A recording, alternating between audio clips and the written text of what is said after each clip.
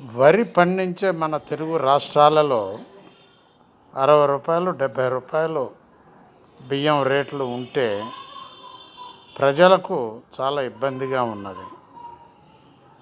పండించే రాష్ట్రాలు మనవే, తినే రాష్ట్రాలు కూడా మనవే. అయినా కూడా అంత రేటు ఎందుకు బలుగుతుంది అనేటటువంటిది ఒక క్వశ్చన్ మార్క్. కాబట్టి రైతులు చాలా వరకు మిల్లెట్స్ పండించాలి. మిల్లెట్స్ వేస్తే ఇంత ఖర్చు ఉండదు. వర్షాలు పడుతున్నాయి, ఎండలు కాస్తున్నాయి అనేటటువంటి ప్రభావం ఉండదు. ఆలోచించండి రైతులు.